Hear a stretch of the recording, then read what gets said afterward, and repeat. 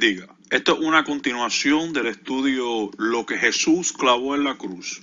El estudio anterior acerca del libro de los Colosenses cubrimos el capítulo 2 del verso 1 al 15.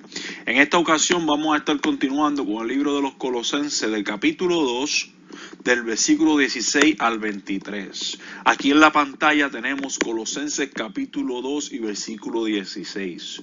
¿Por qué? Quiero hacer un énfasis en este versículo 16 y también el 17. Todo el libro de Colosenses, el capítulo 2 de Colosenses, vamos a estar hablando del 16 al 23, pero quisiera enfocarme bastante tiempo en el 16 y en el 17, y si no tenemos mucho tiempo para terminar este estudio en esta ocasión, vamos a continuarlo, pero si lo podemos terminar en esta ocasión, así lo vamos a hacer.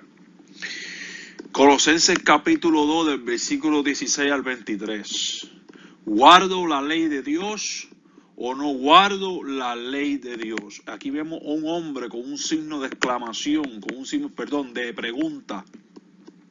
Un signo de pregunta en su cabeza. Él está pensando, pero ven acá. Cuando tú estás haciendo una pregunta, estás viendo dos caminos. El hombre está como confundido, porque la Biblia habla una cosa, pero el predicador, el pastor, el evangelista te explica otra.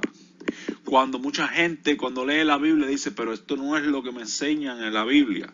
Y cuando van y hacen preguntas a sus pastores o a sus maestros o lo que sea, ellos le dan una explicación teológica, pero las explicaciones teológicas muchas veces no concuerdan con la Biblia. La teología es muy buena si se usa correctamente, pero la teología de la iglesia cristiana tiene muchos problemas. Y tiene muchas cosas buenas, pero tiene muchos problemas. Vamos a estudiar la Biblia, hermanos. Vamos a estudiar los versículos y vamos a dejar que la misma Biblia se interprete por sí misma. Siempre es bueno buscar referencias teológicas. Siempre es bueno buscar historia que concuerde con el tiempo bíblico para corroborar los hechos por ejemplo, de la era de los colosenses. En el caso de nosotros, sería muy bueno que alguien estudiara quién eran los gobernantes, quién eran los religiosos, qué era religión se practicaba, cuáles eran los dioses paganos de ese tiempo, todas estas cosas. Estas son las cosas que van a influenciar en el entendimiento que usted va a tener sobre el libro de los Colosenses. No con el entendimiento de que usted vive en Estados Unidos, o que usted vive en Puerto Rico, o que usted vive aquí, su cultura es de esta manera. Usted tiene que pensar en el año en que estaban viviendo, la cultura en la que estaban viviendo y quiénes eran los protagonistas. Otra cosa que hay que tener en consideración para poder entender este libro es que estos son cartas, hermano. Es una carta escrita a los colosenses. Es como si yo le envío una carta a usted y usted comienza a leer y usted sabe, está entendiendo porque usted y yo estamos en comunicación.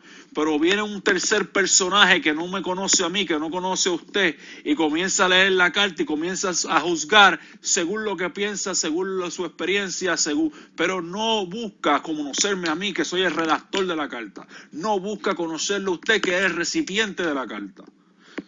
Las cartas de Pablo, las epístolas del Nuevo Testamento son de la misma forma, hay que tratarlas de la misma manera. Usted tiene que conocer el autor, usted tiene que conocer de qué religión venía, de qué religión ejerce, cuál era su punto de vista, cuál era su enseñanza, todo, hermano. Todo tiene que ver para que usted pueda entender no solamente el libro de Colosenses, sino también otros libros de las Escrituras. Usted está leyendo la correspondencia de Pablo. Usted está leyendo las cartas de otra persona. Usted no está leyendo cualquier cosa. Es como cuando yo envío una carta a alguien, como dije, si usted no me conoce a mí, ¿cómo usted va a hacer aceptaciones exactas sin primero estudiar por qué yo estoy diciendo lo que estoy diciendo? Bien importante. ¿Guardo la ley de Dios o no guardo la ley de Dios? Parece ser dos caminos, dice la palabra. Que verdad, que hay dos caminos. ¿Cuál va usted a escoger? Uno es hacer lo que le da la gana y el otro es guardar la ley de Dios. Pero entonces, ¿por qué algunos dicen que la ley está abolida? ¿Por qué algunos dicen no, que eso era para el Viejo Testamento? No, que eso era para el pueblo de Israel. No, que... que ahora no hay que hacer eso, que ahora no hay que guardar los mandamientos, que ahora es el domingo, que ya no es el sábado, que ahora se puede comer lechón, que antes no. ¿Por qué tanta confusión? Porque, hermano, porque sacamos los textos fuera del contexto, número 1, histórico, número 2, religioso, y número 3, de los personajes en que se está hablando. La historia, hermano. Vamos a hacer un poco mente abierta, vamos a tener nuestra mente abierta. No me crea a mí, como yo siempre digo en mis presentaciones, estudie por usted mismo y usted va a ver. Yo desde ahora le voy a decir que yo, mi postura en cada presentación es de que ninguna de las leyes del Señor están abolidas, ni las dietéticas, ni las fiestas, ni las sabáticas, nada está abolido. Esa es mi posición. Ahora, usted tiene la responsabilidad de pensar en que yo tengo una base y un fundamento bíblico. Entonces es su deber estudiar y escuchar. Que la vida del creyente depende de esto, porque hay mucha malinterpretación, y otra cosa que hay es mucha contradicción, es la palabra. Una persona contradice a la otra. Por ejemplo, yo le he dicho antes, una persona dice, hermanos, hay que vivir en santidad, porque sin santidad nadie verá al Señor. Es cierto, sin santidad nadie verá al Señor. Pero entonces la misma persona, en el mismo mensaje, en el mismo sermón, en la misma predicación, te dice que ya no tienes que guardar la ley de Dios. O que ya no hay que hacer eso, que antes estaba bajo el yugo de la ley. ¿Por qué? Si tú estás diciendo que el que sin santidad nadie verá al Señor, pero entonces ya dices que la ley de Dios está abolida, que Cristo clavó la ley en la cruz. Por cierto que este estudio es continuación de eso mismo, de lo que Jesús clavó en la cruz. Vaya y vea, si no ha visto el video anterior, de lo que estoy tratando de decir acerca de qué fue lo que verdaderamente Jesús clavó en la cruz. Es un verso que se usa para defender la doctrina de que Cristo clavó la ley en la cruz. Vamos a estar haciendo otros videos y otros estudios acerca de por qué eso no es correcto decirlo. La única forma que usted vive en santidad es guardando la ley de Dios. Ninguna de las leyes de Dios están abolidas. No quiere decir ahora que usted va a venir a sacrificar animales. Eso no es lo que yo estoy tratando de decir. Número 1, fíjese que para sacrificar animales tiene que haber templo, el cual no lo hay. Y número 2, esto responde solamente el sacrificio al sacerdocio levítico. Ni siquiera todos los israelitas pueden hacer sacrificio. Eso no quiere decir ahora que que yo voy ahora porque yo creo en que toda la ley está vigente, voy a hacer un sacrificio detrás del patio de mi casa. Eso no es así. Si yo me pongo a hacer sacrificio en el patio de mi casa, me lleva el diablo. Eso fue lo que le pasó a Israel cuando hizo un templo fuera de Jerusalén. En la Biblia, la Torá, en el Antiguo Testamento, dice que usted no puede hacer sacrificio fuera de la ciudad de Jerusalén. Es la ignorancia, hermano, las que nos tiene así. Yo no estoy hablando de sacrificio de animales ni cualquier cosa, estoy hablando de la ley, los decretos, los justos juicios de Dios. Y eso fue lo que Cristo vino a predicar. Por favor, veamos este estudio a plenitud y sígame cuidadosamente.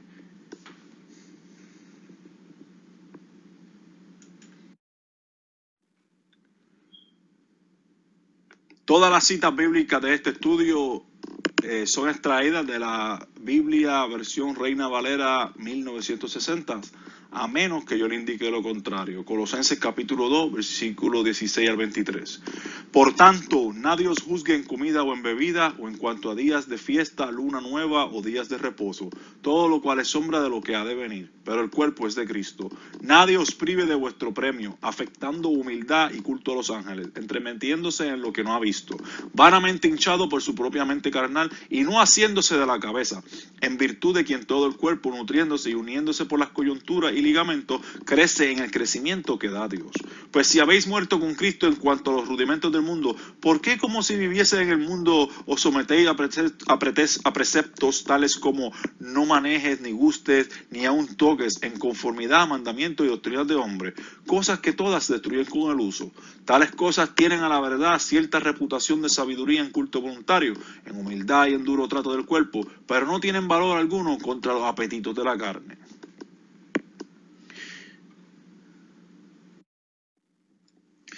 Por tanto, nadie os juzgue en comida o en bebida, o en cuanto a días de fiesta, luna nueva o días de reposo, todo lo cual es sombra de lo que ha de venir, pero el cuerpo es de Cristo. Este versículo, la interpretación general que hay en los círculos protestantes y en el catolicismo, es que ya nadie te puede juzgar si usted se come un pedazo de jamón. Nadie te puede juzgar si usted se come una langosta. Nadie te puede juzgar si usted se come un caballo.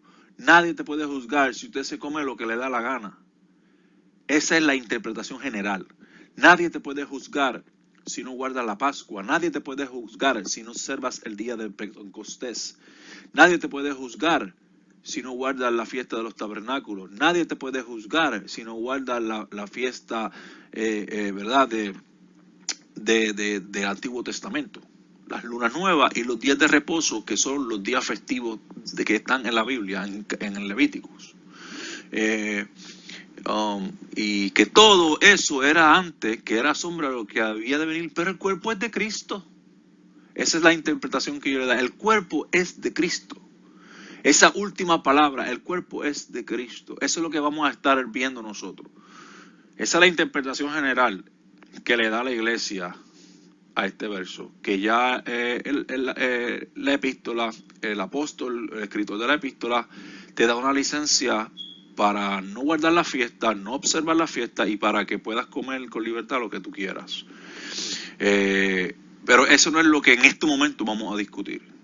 Y quiero decir que antes de comenzar a discutir esto, yo voy a volver a dar mi postura acerca de este versículo. Este versículo no significa eso. En mi entendimiento, en el entendimiento que en su contexto, vamos a descubrir que él no está hablando de abolir las leyes de comida, de bebidas y de la fiesta o de los días de reposo.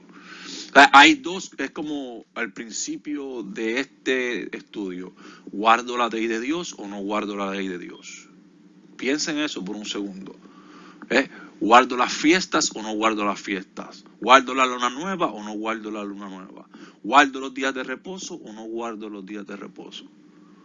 Si la Biblia dice que la ley de Dios es para siempre, ¿por qué entonces algunos tenemos el entendimiento de que ya entonces no hay que hacer ciertas cosas? O sea, algo no estamos entendiendo. Si usted sale de la premisa de que la ley está abolida en cualquier entendimiento o interpretación bíblica, o es que usted no está entendiendo. Vamos a desglosar esto para poder entender qué es en verdad lo que significa este versículo. Y no es solamente este versículo, sino el resto que sigue hasta el versículo 23. Pero antes de movernos, quisiera hablar de la gramática y de la traducción de este versículo, porque hay algo que va a cambiar el entendimiento y los comentarios que hay acerca de los comentaristas que hacen comentarios acerca de este versículo. Hacen unos comentarios basados en un entendimiento que está erróneo. ¿Por qué? Porque no es lo que quiere decir el verso. Si la gramática cambia el significado, entonces quiere decir que usted está haciendo un comentario o algo que no es real. Y vamos, eso es lo que quiero, ¿verdad? No quiero hacer esto complicado. En otra forma es que si usted está entendiendo mal, tu comentario también va a ser mal. Si usted está entendiendo un versículo erróneamente, pues su comentario va a ser erróneo. Vamos a dejar a un lado las doctrinas y vamos a ir entonces ahora a la interpretación gramatical del versículo. Pero el cuerpo es de Cristo. Usted ve eso en rojo, es lo que vamos a estar discutiendo. Si quiere, anote eso, pero el cuerpo es de Cristo. Anótelo en un papel que vamos a ver el problema de traducción y gramatical que tiene esto. Pero el cuerpo es de Cristo. La Nueva Versión Internacional dice, la realidad se halla en Cristo. La realidad se halla en Cristo. Eso, ¿verdad? Es otro entendimiento que hay. No significa lo mismo. El cuerpo de Cristo y la realidad se halla en Cristo no es lo mismo. Pero, sin embargo, este traductor optó por traducirlo de esa manera. Totalmente diferente a la de la Reina Versión, a la Reina Valera, versión 1960.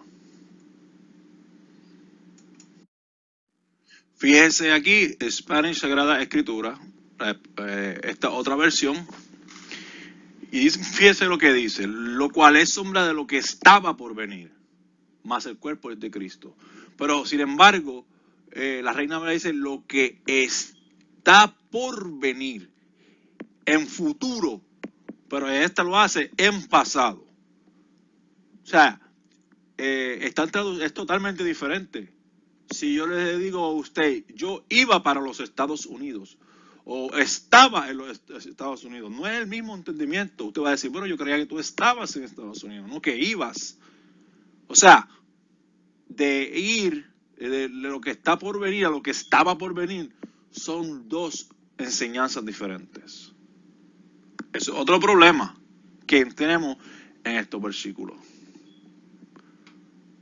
Solamente quiero que apunte esto en un papel y usted va a ver que vamos a desglosar y vamos a buscar en el griego, vamos a hacer un análisis gramatical y usted va a ver lo que verdaderamente se supone que diga estos versículos. Y le voy a mostrar una versión que verdaderamente encapsula y capta lo que verdaderamente el apóstol está tratando de decir en esta epístola. Observe aquí cómo la traducción del Nuevo Mundo, la versión de los Testigos de Jehová, habla, dice, porque esas cosas son una sombra de las cosas por venir. Usted ve que las está poniendo en el futuro, igual que la Reina Valera. Pero la realidad pertenece al Cristo. ¿Ok? Eso es la traducción de los Testigos de Jehová. Esta versión es la más problemática que yo veo porque dice, más el cuerpo o la realidad de ella es Cristo. ¿En qué quedamos, Torres Amat? ¿O el cuerpo o es la realidad de ella? Que es Cristo. O sea, una te da una cosa, otra te da otra cosa y otra te da dos cosas. Es confuso, bien confuso. Para muchos a esto no le importa a nadie.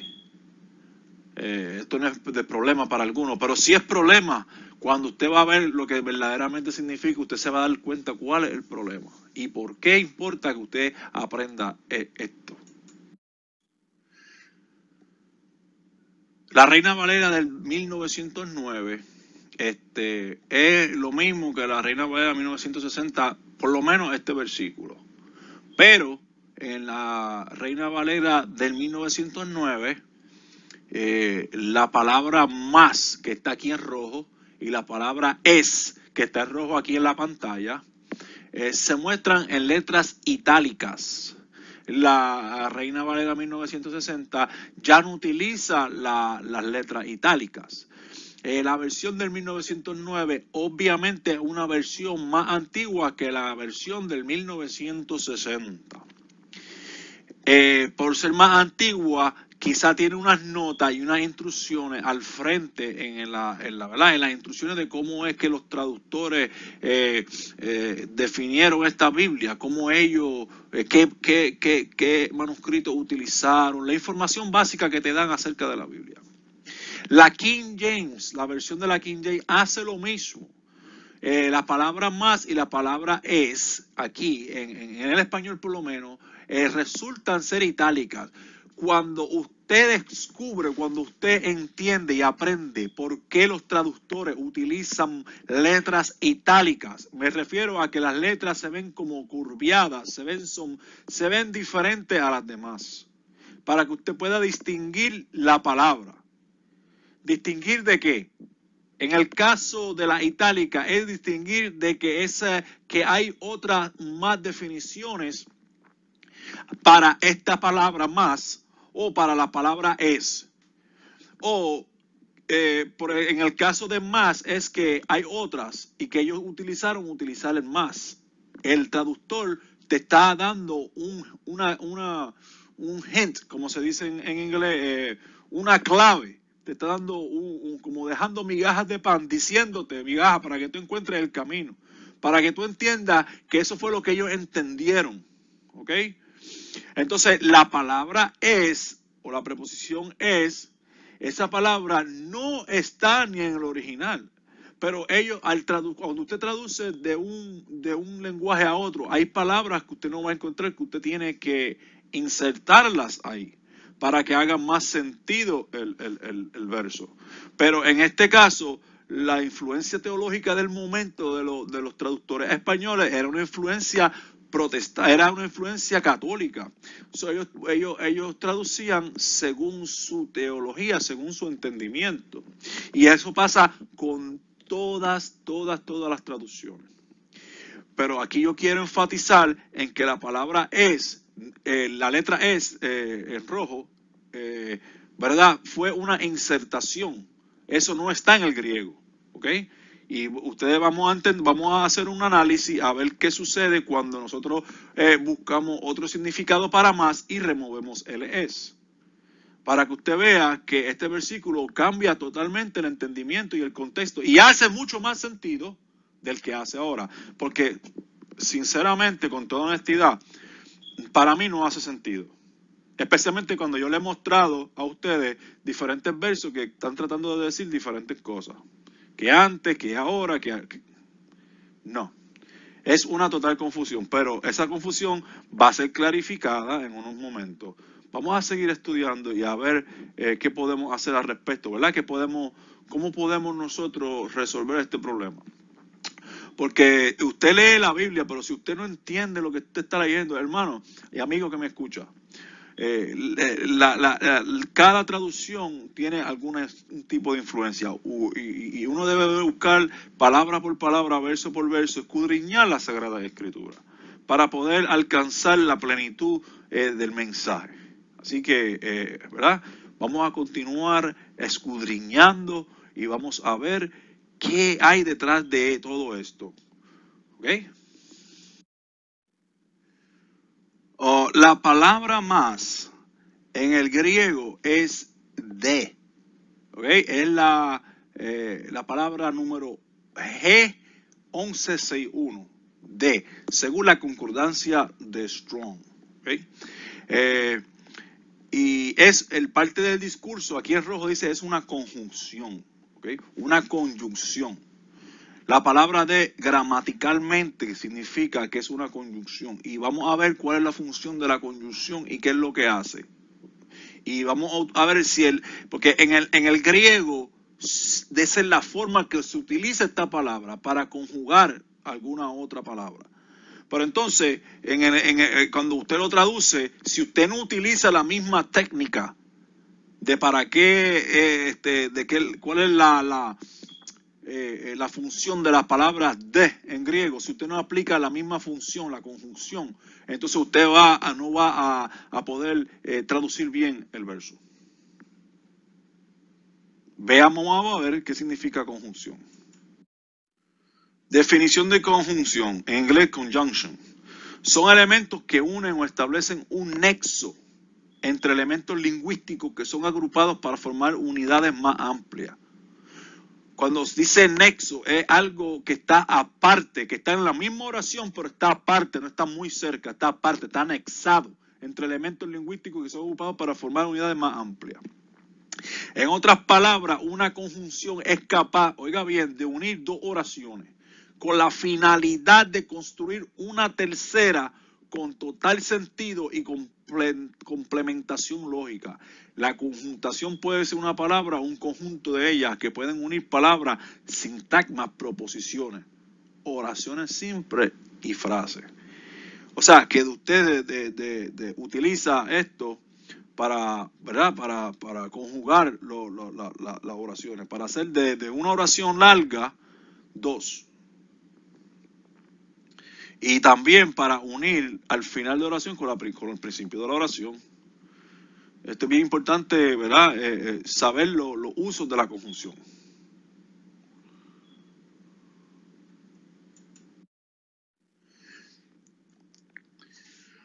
La palabra de en la Reina Valera de 1909 se utiliza la palabra de, y estas son las palabras que están en rojo, es como se traduce esa palabra del griego, que define pero, ahora, entonces y más.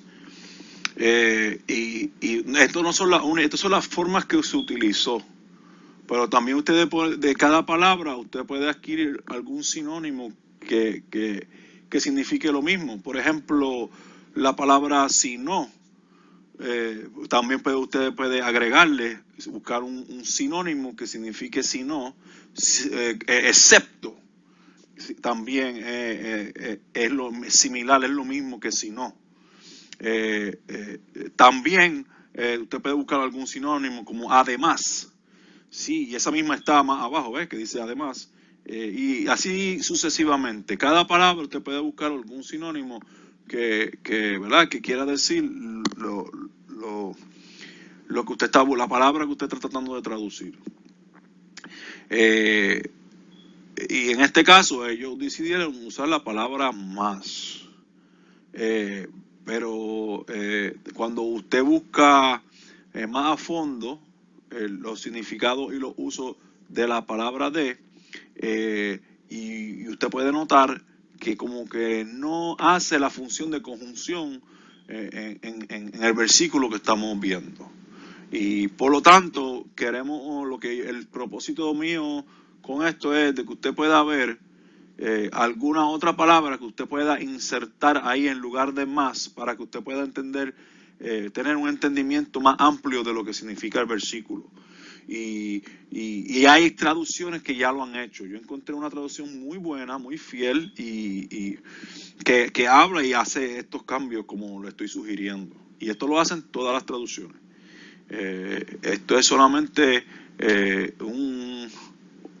¿verdad? Una información que le estoy dando de cómo en la Reina Valera 1909 utilizaron esta palabra más. Esta es la palabra ¿verdad? Que estamos estudiando y que queremos ver por qué está en itálica, por qué fue que ellos pusieron más. Y estos son los usos que ellos le dan en la Biblia. Muy buena información. Aquí podemos ver cómo la Biblia, la King James Version, que es otra Biblia, como dije anteriormente, que utiliza letras itálicas para decir que eso fue lo que ellos entendieron, ¿verdad? Y que eso fue lo que ellos utilizaron y pusieron ahí. Lo mismo que la palabra is, que en español es, también hicieron letras itálicas. Pero ahora vamos a quedarnos en la palabra más. En inglés, más es more or moreover. Aquí la vemos en la parte de abajo, la King James translate strong G1161 in the following manner. Significa, la King James traduce la palabra G1161 de la siguiente manera: but, y lo hace 1237 veces. Y así sucesivamente usted está viendo, ¿verdad? And la traduce la palabra, estamos hablando de la palabra de en griego, que es la palabra más, ¿verdad? Y usted está viendo aquí, ¿verdad? Dice now, then, also, yet, y so, moreover, nevertheless, for, even, y miscellaneous, y a veces no se puede traducir. Como pueden ver, 300 veces no se puede traducir. It's not translated. Pero ellos utilizaron la palabra but, y es la más, sin embargo, es la palabra como que con más frecuencia significa, y but significa pero, o si no en español, ¿verdad? Y es una conjunción, que en eso estamos de acuerdo. Es importante, usted dirá, pero ¿por qué de español me está tirando al inglés? Bueno, porque ellos utilizaron ellos se consultan unos a los otros para ver cómo, de qué manera ellos tradujeron ese versículo. Y aquí podemos ver, ¿verdad?, la influencia. Aquí podemos ver los usos bíblicos de la palabra, ¿verdad? Y su definición de but, que es pero o si no, o ¿verdad? Como dije anteriormente, y el diccionario Strong es la primera, ¿verdad? La posición que le da es adversativa o continuativa. But, and, etc. Also, and, but, moreover, now. Y usted ve la palabra abajo y dice often unexpressed in English, que significa que muchas veces tú no la puedes expresar en inglés. Pero podemos ver por qué le pusieron más el cuerpo es de Cristo, por la palabra more, moreover, más. Pero eso es lo que verdaderamente hace más sentido. Vamos a seguir, ¿verdad? Viendo esta información, a ver qué podemos sacar. Y, ¿verdad? La traducción a español de la conjunción more o but o moreover es pero o si no. Y podemos ver que en español la Reina Valera utilizaron la palabra pero, no utilizaron la palabra si no. Y ellos estaban indecisos en si utilizar pero o si no. Y decidieron utilizar el pero. Vamos a ver qué sucede cuando utilizamos la palabra si no, y vamos a ver si concuerda mejor con el contexto de Colosenses capítulo 2, versículo 16 en adelante. Esto es una definición gramatical de la palabra de, que es la palabra 1161, que es la palabra que se traduce más o but en inglés. Se me hizo difícil conseguir esta información en español, pero yo la voy a traducir para que ustedes puedan, ¿verdad? Poder entender el por qué yo quiero que usted entienda esta definición. El Thayer Greek Lexicon, una herramienta muy buena, nos dice acerca de esta palabra que es universalmente para oposición o distinción. Es añadida a una declaración en oposición a una declaración anterior. Ese es lo que está subrayado en rojo, traducido en español, y vuelvo y lo repito, dice universalmente para oponerse o para distinguir, es añadida, ¿qué es añadida? La palabra de, o sea, la palabra más, la palabra si no, la palabra pero, es añadida a una declaración en oposición a una declaración anterior. O sea, en otras palabras, es añadida al final de la oración, antes de terminar la oración, para declarar una oposición en contra de la primera declaración. Para hacer sentido de esto tenemos que volver al verso y ver dónde fue puesta esa palabra y ¿verdad? Y cuál para ver en qué se está oponiendo y cuál fue la primera declaración. Y eso lo vamos a estar haciendo ¿verdad? Para completar el propósito de por qué estamos estudiando la gramática y los usos de estas palabras.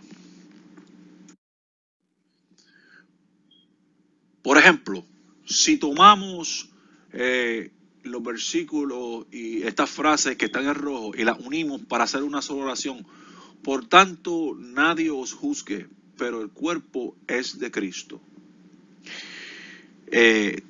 ¿Entiende usted algo? ¿Puede sacar algún mensaje usted de esto? ¿Puede, verdad, tener algún entendimiento? ¿Está claro el mensaje? ¿Está haciendo buen uso el traductor de la conjunción pero? Porque el propósito es de hacer dos frases una oración, para conjugar esa oración, para hacer de un tema que usted pueda entender. Por tanto, nadie os juzgue, pero el cuerpo es de Cristo. Está como un poco oscuro, ¿verdad?, el entendimiento utilizando la palabra. Pero esta es la Reina Valera 1960. En la Reina Valera 1909, en vez de la palabra pero, se utilizó la palabra más. Pero si usted lo lee, sería: por tanto, nadie os juzgue, más el cuerpo es de Cristo. Para mí, como que algo no anda bien, y vamos a cambiarle, ¿verdad?, la palabra, para que usted vea que podemos sacar mejor entendimiento cuando se utilizan palabras que usted pueda entender mejor. Una de las palabras que podemos utilizar es si no, ¿verdad? Y la palabra es, si no el cuerpo es de Cristo, no está aquí, ¿verdad? Usted no puede leer, usted lo que puede leer aquí es: por tanto, nadie os juzgue sino el cuerpo de Cristo. ¿Por qué saqué el es antes de Cristo?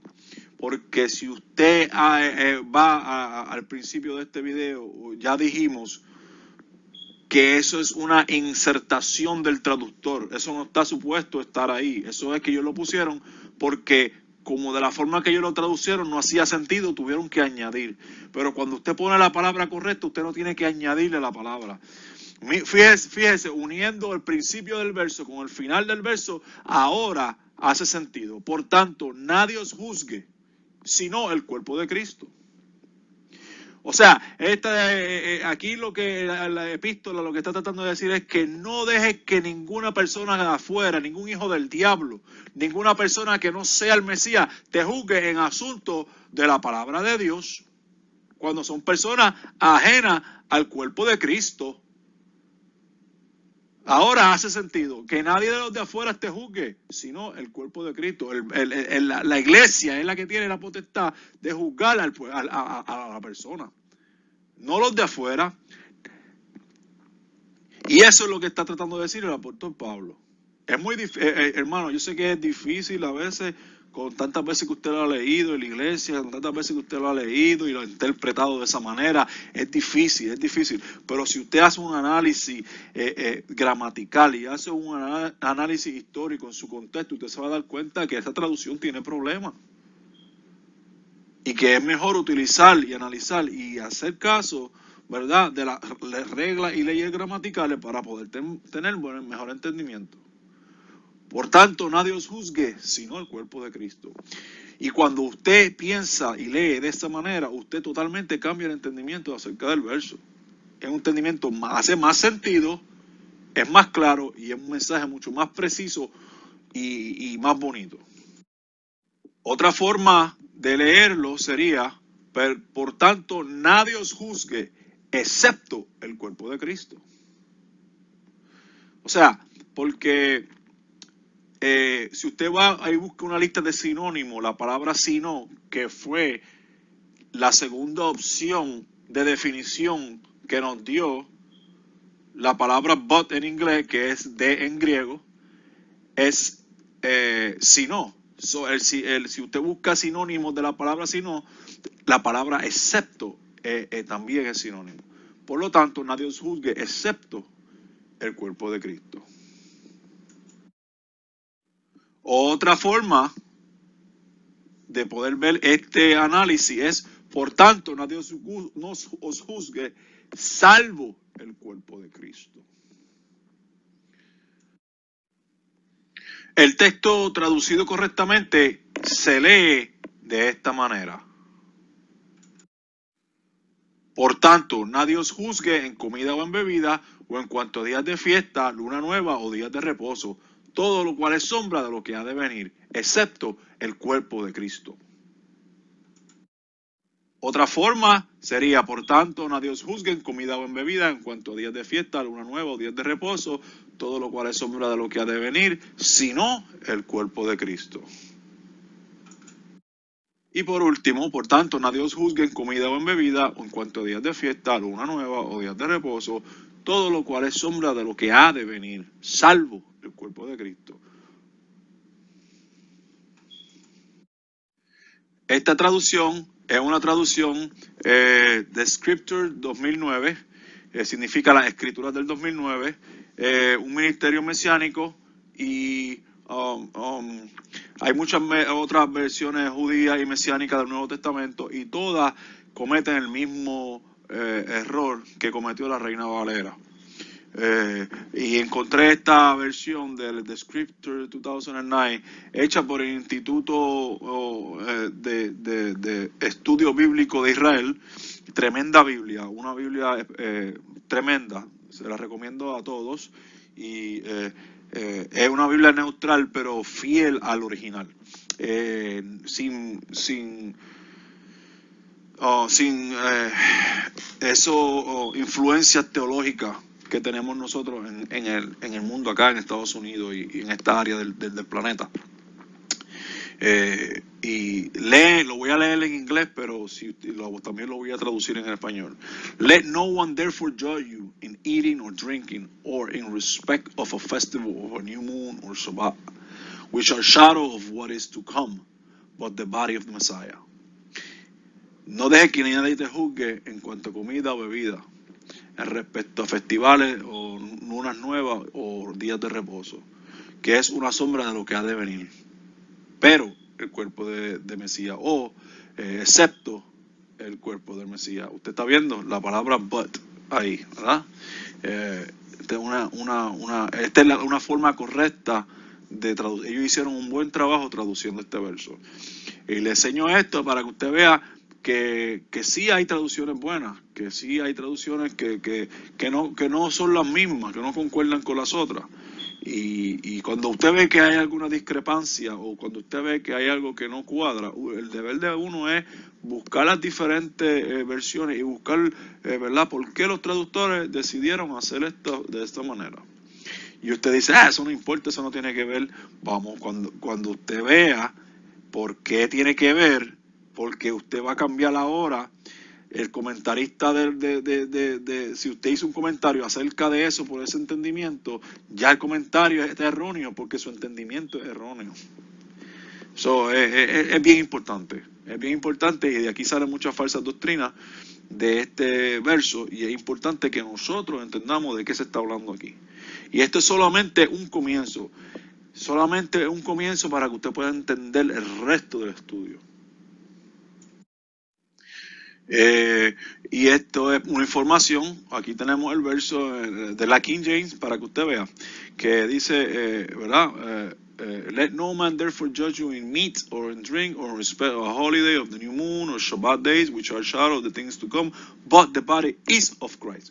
Usted está viendo la palabra is of Christ. La palabra is of Christ, is, que está en rojo, es una letra que está en itálica, y cuando usted va a las instrucciones del traductor te dice que eso fue insertado ahí, eso no está supuesto estar ahí. Ellos lo pusieron porque ese es el entendimiento que ellos tienen y decidieron ponerlo ahí.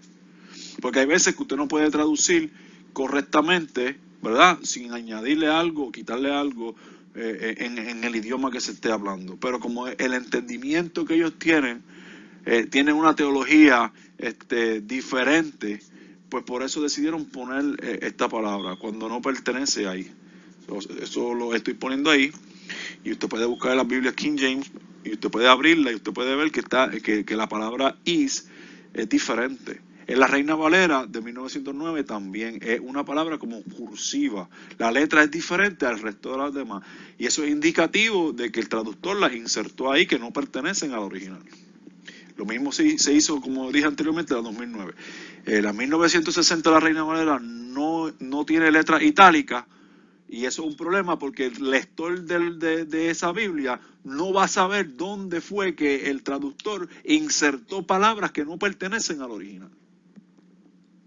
Y esto se lo estoy trayendo como información para que vean, ¿verdad? Estos son copias fieles. Ustedes yo tengo muchísimas Biblias en mi hogar. En mi librería tengo Biblias de muchos idiomas, diferentes traductores, diferentes años. Le doy ¿verdad?, gracias a Dios que me ha permitido, ¿verdad?, tener esta colección para el beneficio de la vida espiritual y poder comparar estas versiones una con la otra. También hay muchísima información en la computadora y en los programas bíblicos. Dese la tarea de estudiar y agarre esta información, y no me tiene que creer, simplemente vea con sus propios ojos y estudie, y usted se va a dar cuenta que lo que estamos hablando es cierto. Con todo esto que hemos aprendido acerca de este versículo en mente, tenemos que tener lo siguiente. Esto es bien interesante. Por tanto, nadie os juzgue en comida o en bebida, o en cuanto a días de fiesta, luna nueva o días de reposo, todo lo cual es sombra de lo que ha de venir, excepto el cuerpo de Cristo. Y él añade ahora en el versículo 18, nadie os prive de vuestro premio, nadie os prive de vuestro galardón. Ahora, lo que continúa el apóstol diciendo hace más sentido. Y volvemos al principio. Perdonen que repita ¿verdad? El versículo una y otra vez, pero tiene que entender, quiero que usted entienda, que por tanto nadie te juzgue. Entonces, excepto el cuerpo de Cristo. Y luego continúa diciendo, nadie os prive de nuestro galardón. ¿Por qué está diciendo eso? Porque la doctrina que se está infiltrando en los colosenses son personas que no son creyentes en el Mesías. Y tampoco, quizás son judíos algunos, quizás son, pero usted no puede saber con seguridad.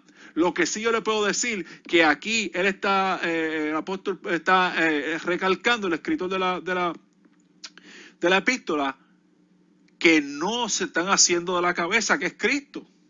Que no son, aquí podemos ver que no son del cuerpo del Mesías, no son iglesia del Señor. Entonces, en otras maneras, los que están juzgando en cuanto a lunas de fiesta, a días de fiesta, bebida y comida, y en cuanto a luna nueva, no son los creyentes, son los hijos del diablo. Los que están en este caso amonestando a los creyentes. Y que el apóstol está diciendo que nadie te venga con cosas, y menos si es un hijo del diablo, y menos si no conoce al Señor, y menos si no es de la iglesia. No escucha a una persona. Es como si yo soy un creyente y viniera un hijo del diablo de la iglesia de Satanás, porque sí, ahora los satanistas tienen, ¿verdad? Tienen iglesia, o que sea de la cienciología o cualquier doctrina diabólica, y yo comience a escuchar y adaptarme a esa enseñanza. Ese era el problema de Colosa, que había gente que no eran creyentes tratando de introducir herejías destructoras y cosas, ¿verdad? El ascetismo y cuanta cosa, que eso lo vamos a estar hablando con más calma en la continuación de este estudio. Pero por ahora, ¿verdad? Vea estos 3 versículos que hemos cubierto, del 16, el 17 y el 18. Nadie os prive de vuestro premio. Nadie os prive de vuestro galardón. No deje que estos cabezones se vengan a meterse en la doctrina aquí del diablo. O sea, es una cosa, hermano, que ¿cómo usted va a pensar que están condenando, los que están condenando la observancia de la luna nueva y la observancia de la bebida y de la comida y de la comida, ¿verdad? Y de las cosas que habían de venir, que son las fiestas y todas estas cosas bonitas que hay en la palabra? Los que están juzgando no son creyentes, son personas que no creen. Eso es una consolación que le está dando, porque había gente que quería distorsionar su creencia, porque ellos estaban adheridos a la Torá, a las instrucciones de Dios, al mandamiento de Dios. Colosa estaba guardando las leyes de la bebida, de la comida. Ellos comían comidas limpias, ellos comían comida kosher.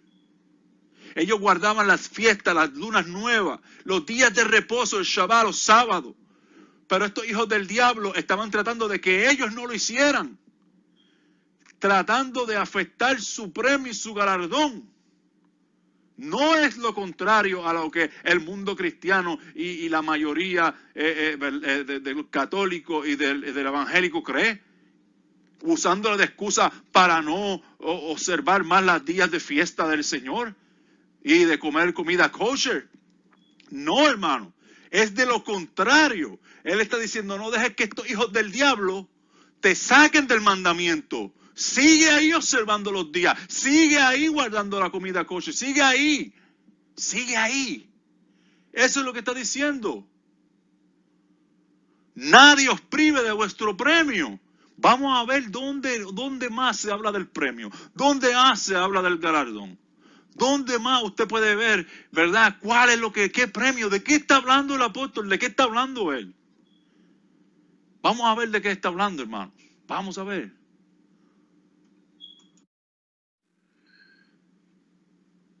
Salmo 19, del versículo 7 al 11, según la Reina Valera del 1960. La ley de Jehová es perfecta, que convierte el alma. O sea, la Torá del Todopoderoso, los mandamientos del Todopoderoso. Eso es todo, está hablando de toda la ley. El testimonio de Jehová es fiel, que hace sabio al sencillo. Los mandamientos de Jehová son rectos, que alegran el corazón. El precepto de Jehová es puro, que alumbra los ojos. El temor de Jehová es limpio, que permanece para siempre. Los juicios de Jehová son verdad, todos justos. Deseables son más que el oro y más que mucho oro afinado.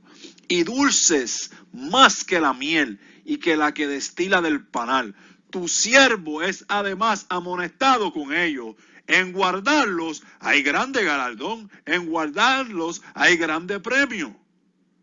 No dejes que los hijos de Satanás afecten tu premio. Eso es lo que el apóstol estaba tratando de decir a los colosenses. Porque él era conocedor de la ley. Pablo conocía la ley. Y él sabía que la ley, el mandamiento de Dios es limpio, puro, perfecto. Y Cristo también dijo que hasta que no pase del cielo a la tierra, ni una jota ni una tilde de mi palabra pasará.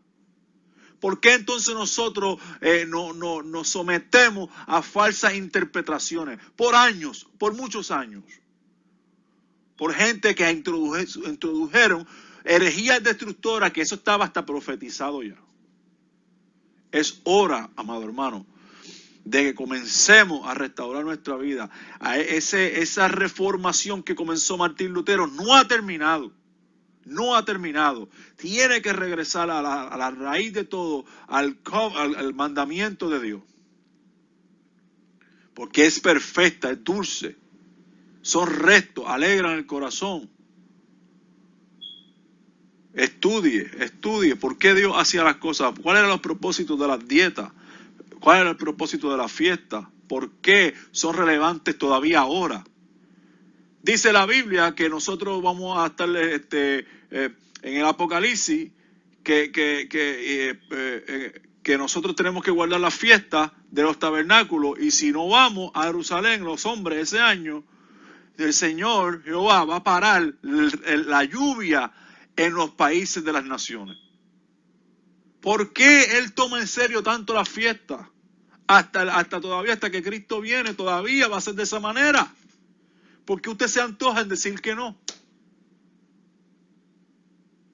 Hay muchas profecías del milenio, de la era mileniaria, en los cuales todavía se hace todos los preceptos y los mandamientos de las leyes del Antiguo Testamento. ¿Por qué usted se antoja ahora en decir que no?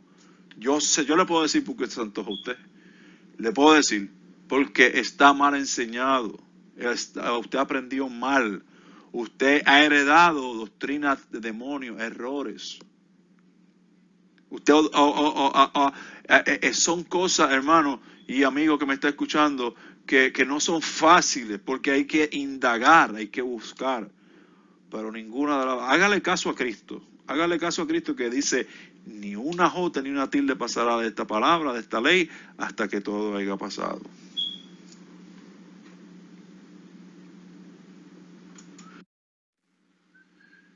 El fin de todo el discurso oído es este: teme a Dios y guarda sus mandamientos, porque esto es el todo del hombre. Porque Dios traerá toda obra a juicio, juntamente con toda cosa encubierta, sea buena o sea mala. Eclesiastés capítulo 12, versos 13 y 14.